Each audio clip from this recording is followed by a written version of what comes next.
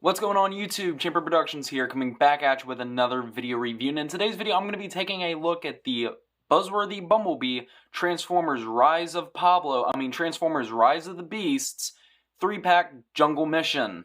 Does anybody know what the buzzworthy Bumblebee line exists for, other than the fact it's an excuse for Hasbro to have Target exclusives? Starting with the packaging, we got a open window of all three figures. You get Cheetah, Nightbird, and Wheeljack. Come around to the top of the box, Cheetah, Nightbird, and Wheeljack. On the side, we got a picture of Bumblebee.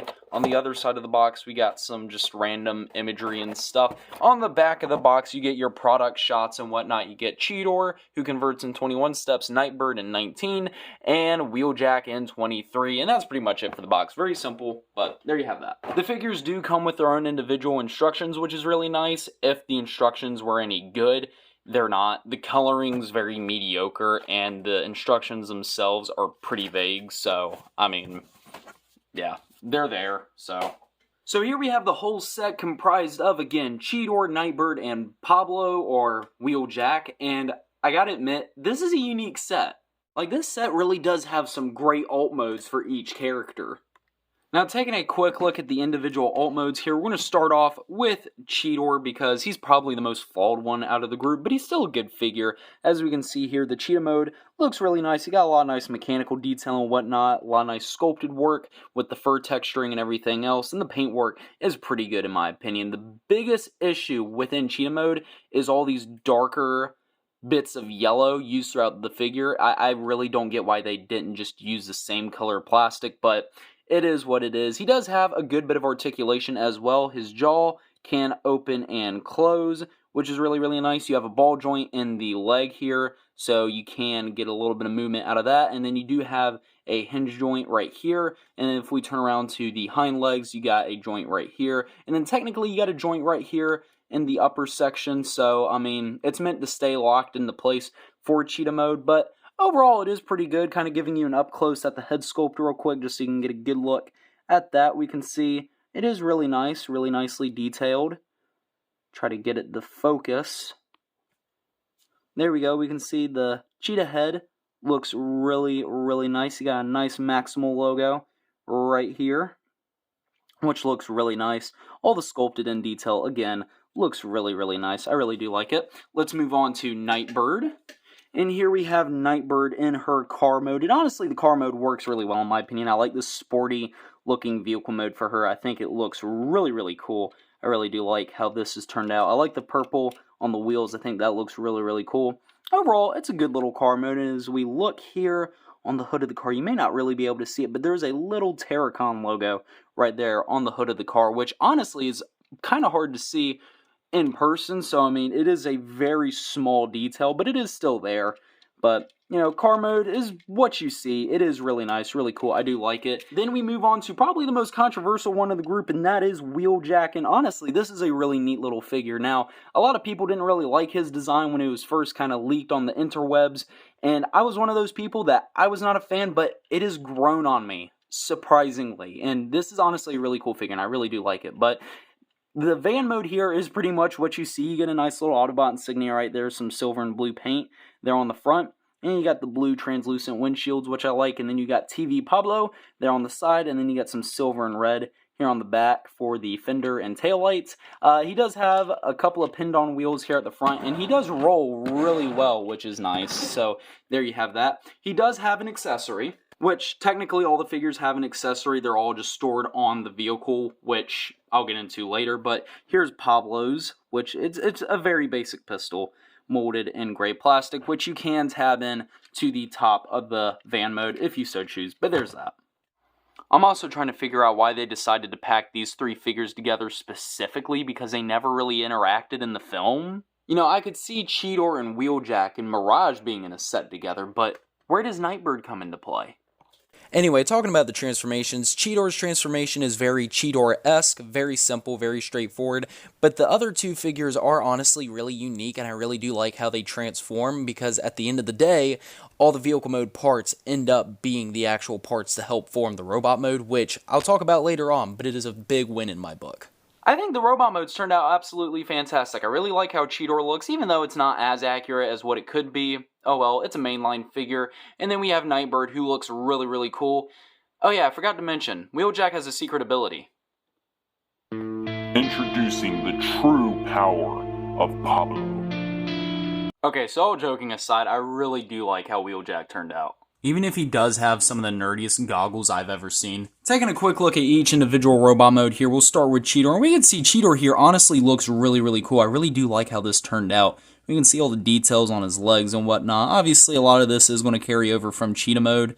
So, there is that. But honestly, the paint application, I really do like the blue and whatnot. I like how the Cheetah mode head sits on his chest. Again, not accurate to what we see in the movie, but it is still really cool. And I really do like to see this variant.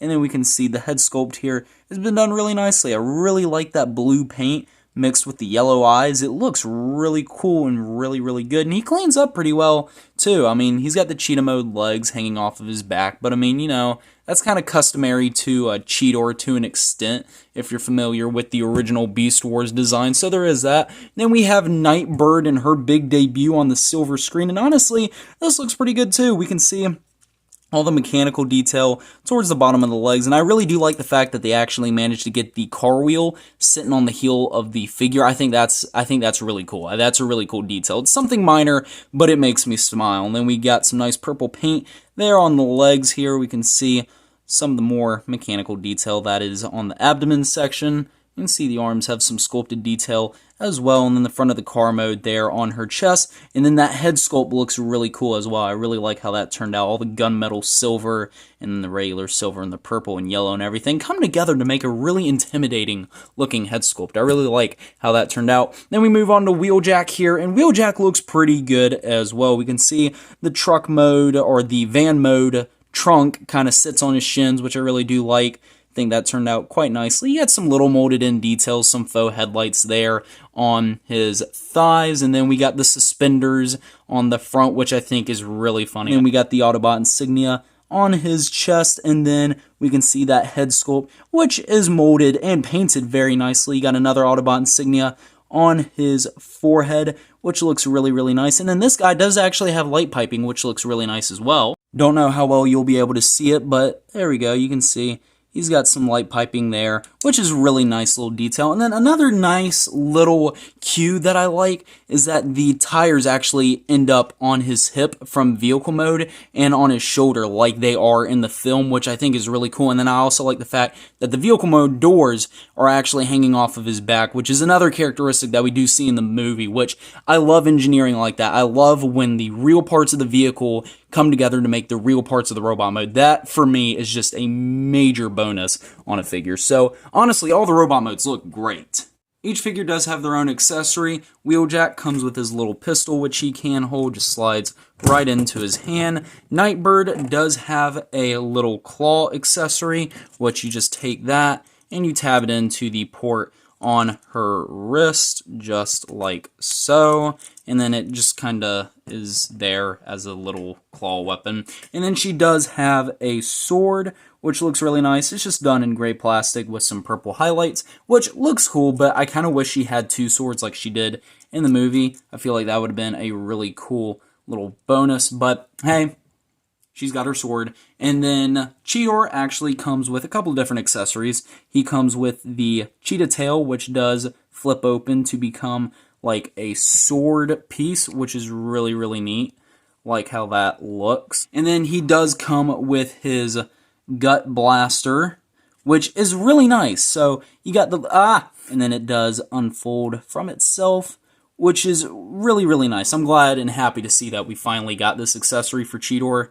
Just really, really nice. So it makes for some great posing options with the figures. And speaking of posability, each figure's got all the essential joints to pull off some really neat poses, kind of giving you the rundown of each one. Ball joint at the head for Cheetor, which looks extremely high up, and then you do get left to right movement, all that good stuff. Outward movement at the arm, this is on a ball joint, so you can get full 360 rotation, bicep swivel, little under 90-degree elbow bend. You do technically have a wrist swivel. This is on a ball joint. Then you do have waist rotation, which is really, really nice. Then the legs are on ball joints, so you get forward movement, outward movement, no real back movement due to the backpack here, and then a knee rotation and about a 90-degree knee bend, as well as a ankle rocker joint, which is really nice to see.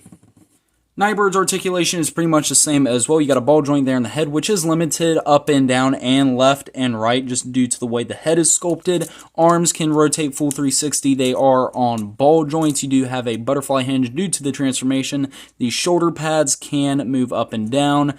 Bicep swivel, 90-degree elbow bend. You do have a waist rotation. Then you do have forward leg movement. You have backwards leg movement. You do have some outward, but it is kind of hindered due to the kibble here on her leg. Thigh rotation, a upper thigh bend, and then a lower knee bend / shin bend.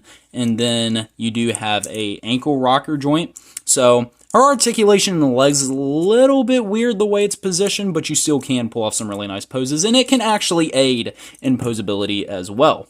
Then we have the one and only Pablo, who actually has quite a bit of movement. Head is on a ball joint, so he can look up, he can look left and right. He does have a ball joint in the arm, so full 360 rotation there as well. You do have a individual joint for the transformation here at the bicep. Then you do have bicep swivel, about 90-degree elbow bend. Then you do have waist rotation. Stay focused, waist rotation. The legs are on ball joints, so you can kick forward, can kick back, outward movement, and then you do have thigh rotation, about 90-degree knee bend, and then the feet are on ball joints, so you get all sorts of movement there. And that's all the articulation for all the figures. So for mainline figures, these guys are extremely posable.